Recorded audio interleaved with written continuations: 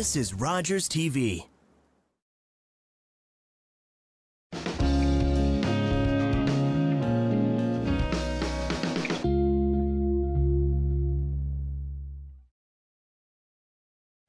Welcome to the next episode of the Small Business Show. We're glad to tune in again. We've got a really interesting turn on a story today. And Linda, yeah, we have. Yeah, we've got a couple of fantastic guests, and you're very happy that none of them are female. I needed a little bit of a respite because the last show was a little dominated, but you know, they're all lovely ladies, yeah. right? So yeah, today we've got two interesting young guys who, well, I mean, you're going to be telling the story of, you know, why you invited the one guy, and I'll tell a story why I invited, but it's all about community, isn't it? Yes, it's absolutely involved about community, because I think as small business owners, being involved in the community and finding a way of giving back is so important. It is, and it doesn't do any harm to your brand. No, and I think people don't realize that, and we'll get into that, certainly talking about how it does help with your brand and your recognition. Yeah. So again, we've got a really good lineup. I'm looking forward to it. So you tell us a little bit about who you have coming in today, just the concept anyway. Oh, the concept. Young entrepreneur, I believe, started at high school, knew he wanted to start his own business, actually went on to achieve that and even more. That's amazing, you know, when you hear those stories coming in, and you know, our other guest, I think people will recognize, and certainly he's in and about the community a lot. And we talked about passion a lot. Both guys are passionate. I gotta stop saying that word passion, you know, although I do believe it. I do believe it. Butter tarts are your passion. Oh, come on, we have to bring that in. Yes. Well, we'll leave that, even though there's maybe some just in the background here. So, well, one of our guests did ask for them. So I think that's so important. But you know, the funny thing is, I think the story is what we're developing in this show here, and we're finding that people have very distinct stories. They do, yeah, and the story needs to stand out for them to get recognized as a brand and as a community person. Absolutely. So you know what? We'll come back and we'll get into those stories on the Small Business Show. This program is brought to you by the following sponsors. Before you fall in love with your house, know what you're doing with your mortgage. Contact Julie Maderos or myself, Allison Lopez, as we have access to the best products and rates. We can offer more options than banks because knowing more means saving more.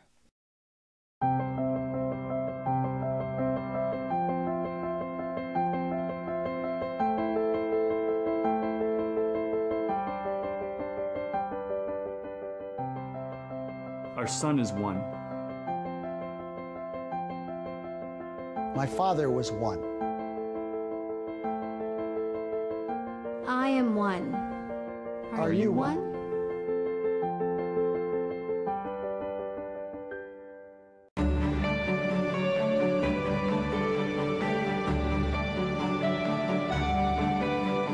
This is Rogers TV.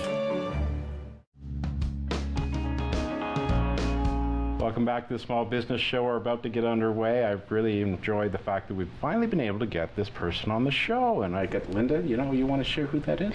Not really. Oh, come on. That's a rate to start. Okay, I'll remember your name this time. It's actually Craig Herner from Ultimate Vision Web and Design. Did I get it right? No. No. Ultimate Vision Web and IT Solutions. And it's right on his shirt. His brand. I'm not blonde for nothing. So I believe Steve invited you along here because you are a really community-focused business. Is that correct? That is correct. But let's start at the beginning. What kind of business are you actually operating? My business is web and IT. A lot of my clients are small to medium-sized businesses in the area or really all around southern Ontario. And so, yeah, anything from designing websites to looking after their computers and networks, that's what I do. So why did you get into that kind of business? When you were a little boy, did you always want to do that kind of thing? I've always liked computers and IT, and basically it's not really what I went to school for, but you know, that's just the way things work out. So then, yeah, after university I did go to Conestoga College and took some computer programming, and ever since then I've been involved in the IT sector. Isn't that interesting though, how many people go to school for something? I can even speak to my own family, and that's not where they go. No. And maybe that's just finding your calling and finding a real genuine interest, and that's the path you follow. So that is true. Yeah. So where did that happen? Did that happen in university, or when did you finally trigger into it? After university. I wasn't sure what to do with my degree, so then, yeah, I just decided, you know, IT and computers is my next love. So let's take some programming courses. Does the degree open the door for you, or is it still possible today to get the door open without a degree? I mean, be honest about this. Well, back in the day, yeah, it was true, a degree. It didn't matter really what it was, it still helped. And I did learn so much in university that, you know, it wasn't wasted time or wasted money. So, so it was a little bit of a It's interesting, though, how we've talked to people. We have, yeah. Where university isn't the only way, or college isn't yeah. necessarily the only way.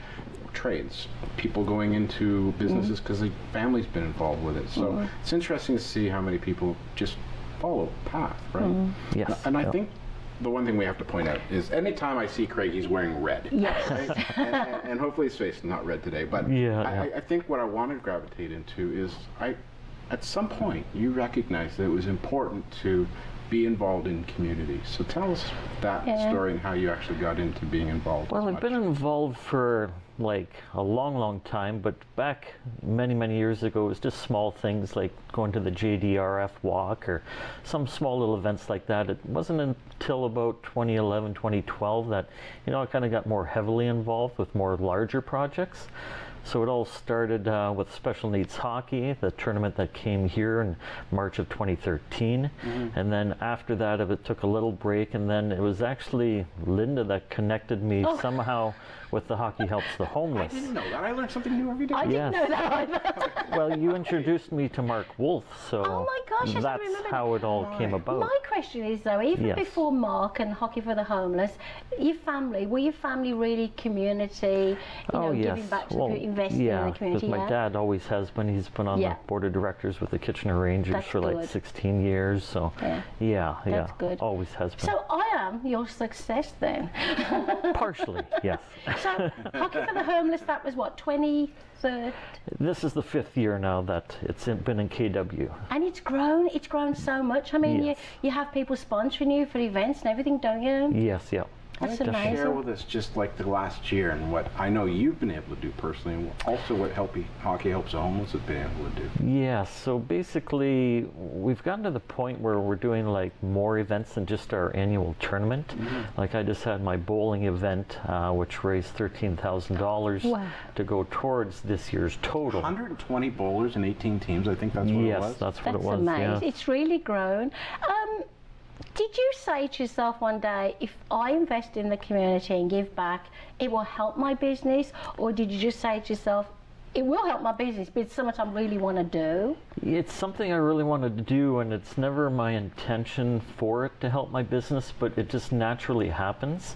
Because once you get on committees with a whole bunch of new people that you haven't met before, and you find out what each person does, then it's just kind of natural that you refer each other back and forth then. I think a lot of people miss that whole thing. They say, I don't have time to be involved in charity or giving back.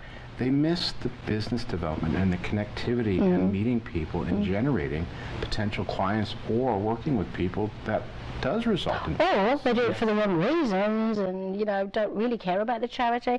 If, you know, for our viewers who may be starting new businesses, would it be a good idea then to look at the beginning of building a business to try and, you know, invest in the community in this way, or should they wait till they have a few more foundations with the business? Because it's hard running a business, isn't it, those early years? I think it depends what the business is as well.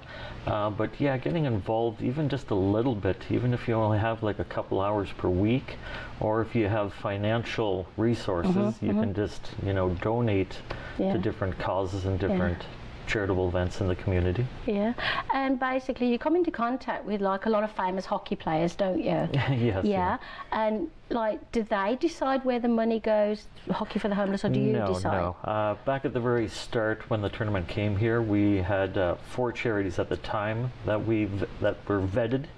And so then we added 1 in the second year, so now we have 5 charities where each year all the money gets split up. Really so those charities, what are they focused around? It's all around homelessness. Right. Basically anything from, one of them is youth homelessness, another one is like the women and families, and then we got the men's shelters as well. So it encompasses all homelessness in the area. So share with us just on the past event you had where you raised a significant amount of money for the last October our total was $210,000 just for that tournament, and overall in the 4 years we're up to over $550,000. That's amazing. So yeah, by the time we get to next October in 2019, we're going to go over the $1 million mark. But how do you get time to operate your business? Because you're seriously, this seems like a may I? Oh, for sure. Show everybody how lovely I look in her. There you go. Don't I look think you should keep it. No, but you do seem to put a lot of effort into it. So when do you get time to run your business? Well, yeah, for the first few years of getting involved with Hockey Helps the Homeless, it did take up a lot of my time, and now it's kind of gotten to the point where it's gotten a lot easier because you just kind of know exactly what to do, and it's like, okay, just take 15 minutes today, fire out 4 emails that I need to do and stuff like that. So it is getting a lot easier. The other thing, to talk about bowling for a second, is how many people come out and sponsor, but also get involved. Yeah. It's the camaraderie and the connectivity that all permeates from doing something for a charity. Like attracts like. Yes, definitely. And the people that you're attracting are genuinely invested in giving back to the community, but it's not harming the business or the brand, is it? That's true. So that is amazing that you're managing to do it for the right reasons. So this is why we wanted Craig in particular on the show, isn't it? Absolutely. Yeah. I've been able to watch Craig for the last number of years, and again, coming back to what you said, I don't know how you find the time to do this. I know what you do to be involved in this particular organization, and it's a huge undertaking. Right? And are we making a dent in the homeless situation locally, do you think? Because it is a tremendous boost, because a lot of their funding is decreasing from other sources, so they actually need more money. So our tournament is really helping them out a lot. Yes. Yeah. And it's amazing in the community how many people in small business get involved in whatever their interests in or whatever their charitable pursuits are, right? But it's so important, and I think people who have a passion for the business, there we go, I'm sorry I said it again, but they recognize how that's an important element to their business too, and then they really find the strategy to use it. So a tip for our viewers, if they are going to be starting a business and they want to start contributing to the community in this way, investing in some way, how do they find out what is a fit for them? Well, I would say that each person probably has some kind of cause that, really rings to them. So choose something personal. Choose something personal. Yeah. It just seems that for me, everything that I get involved in seems to involve hockey, and that's not really. not on purpose, but to some degree. Yeah. But that way it means, as I say, it's a family affair. We talked about this with businesses all this week, didn't we? Where family gets involved in the business and succession planning. In your case, it's to do with the commitment of giving back to the community. Yeah. Do you think you'll be doing this like for the rest of your life, or? I am not sure. That's a complicated. That's a good question. Just keep going for now. And how long have you been in business? I've been in business, basically the Ultimate Vision brand came about in 2005, but I've doing, I guess it's been that long, but I've been on my own now for almost 5 years. So that's an amazing story that you're managing to operate a business, keep the the clients happy, and give back in such a big way to the community. Well, you know what? I always watch, if I go to a Kitchener Ranger game, I just look to a certain spot and I see a red shirt. I know when Craig's there. Well, sometimes I have my blue jersey and sometimes the white jersey. His eyes are not very good these days. But you know what? I just am inspired by your story. I'm happy to actually have an opportunity for you to come on the show. It's important that small businesses in general really think about getting involved in some way of giving back to the community. It's so important to your business and your brand. But Craig, thanks for showing up today. We really appreciate your time, and all the luck with Hockey Helps the Homeless, and thank you for coming.